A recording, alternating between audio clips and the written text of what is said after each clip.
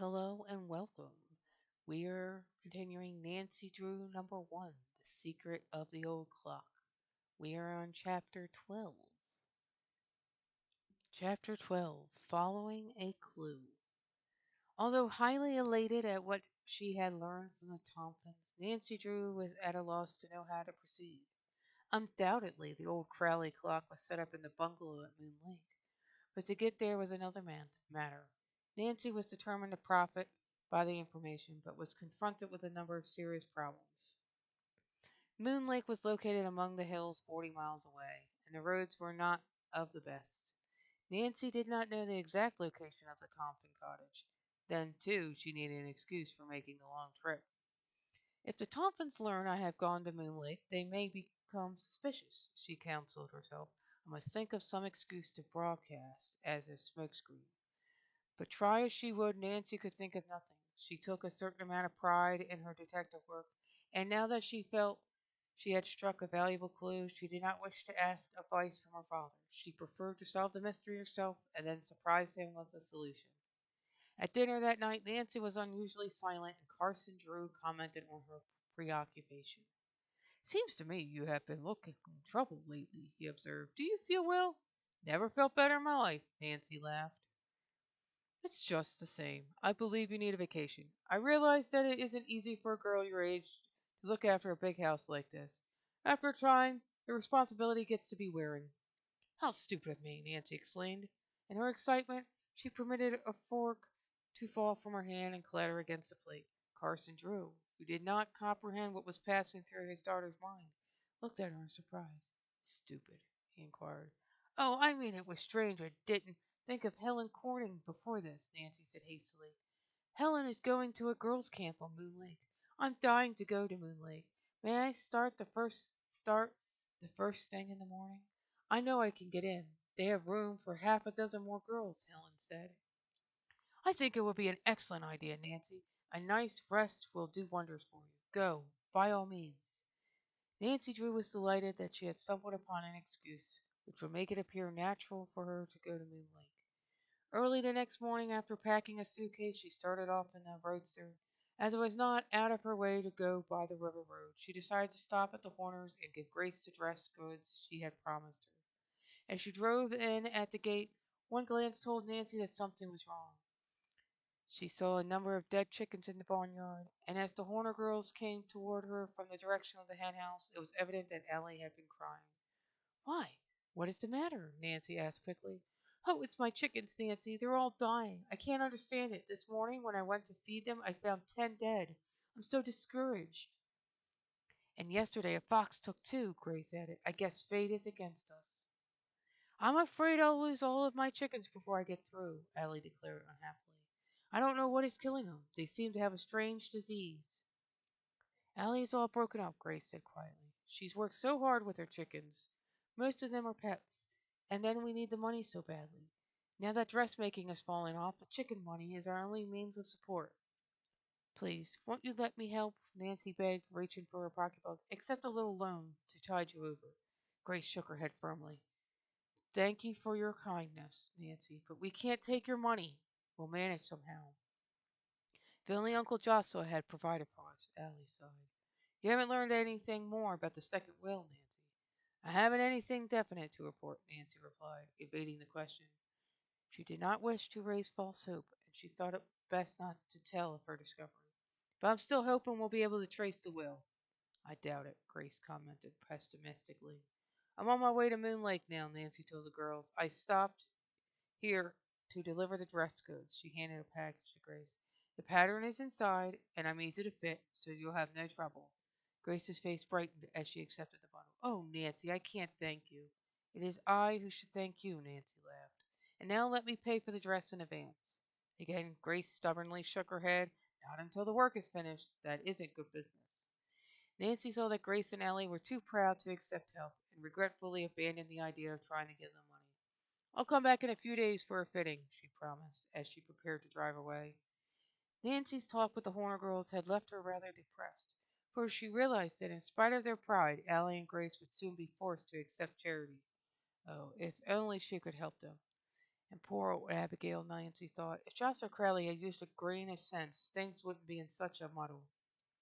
Nancy soon branched off from the river road and headed south toward Moon Lake.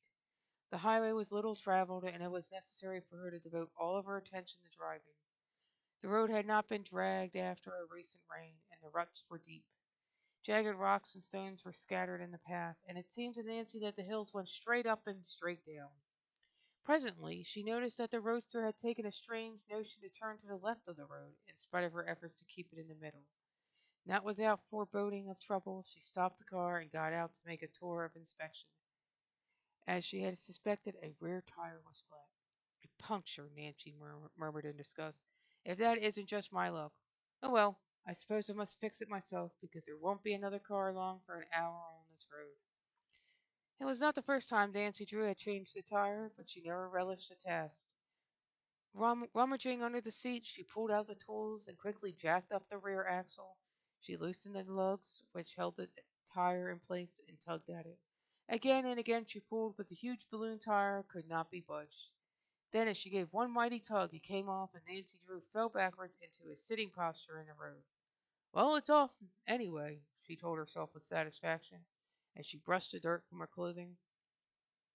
It required but a few minutes to put on the spare tire and fasten the old one to the rear of the car.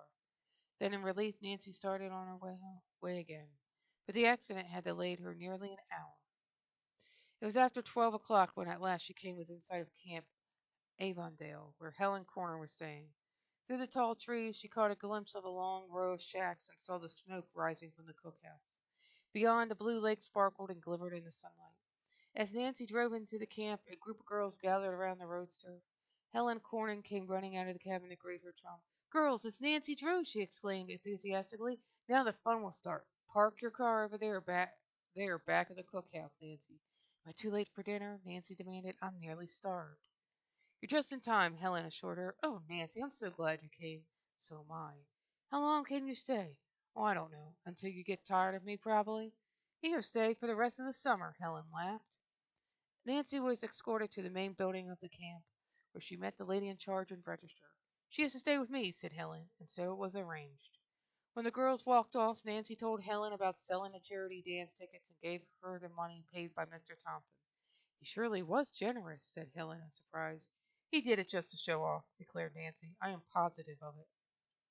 Nancy scarcely had time to deposit her suitcase under her cot and freshen up a bit from her long ride when dinner was called. Food was plain but substantial, and already she discovered that she had developed an enormous appetite.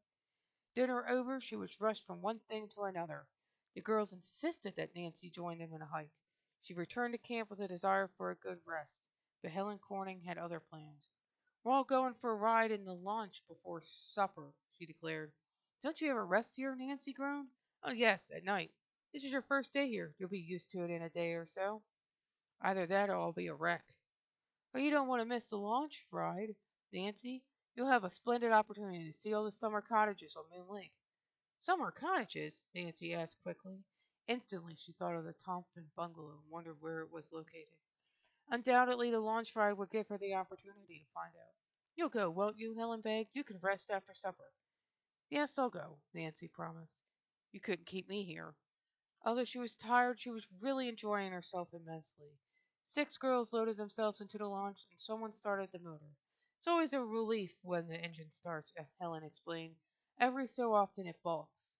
As the little launch turned out into the lake, it seemed to Nancy that she had never seen a more beautiful sight.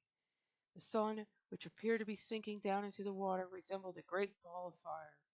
Yet she did not forget the real purpose of the trip. "The Thompsons have a bungalow up here, haven't they?" she questioned.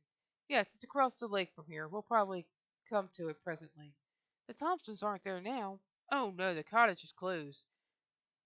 There's a Negro caretaker who looks after it. They call him Jeff Tucker." "Is it hard to get to the place?" "No, not if you go by launch, but it's a long way if you take the road around the lake." "I didn't know you were particularly interested in the Thompsons, Nancy." "Oh, they're no friends of mine," Nancy returned hastily. "I was merely curious." After a time, as the launch chugged along close to the shore, Helen waved her hand toward a bungalow which was set back some distance from the water. "The Thompsons own that one," she informed her chum. Eagerly, Nancy turned her head and looked. She told herself that she would remember their location. We're going to have a wonderful time here together, Helen chatted happily on. Next week there's going to be a big dance, too. Oh, there's so much of interest at Moon Lake, Nancy. You'll stay, won't you? Involuntarily, Nancy's eyes swept ashore and came to rest on the Thompson bungalow. You're right, Helen, she agreed heartily. There are a number of interesting things here. Yes, if you want me to, I'll stay. And that was chapter 12. Please like and subscribe. This is Raven Cross, and have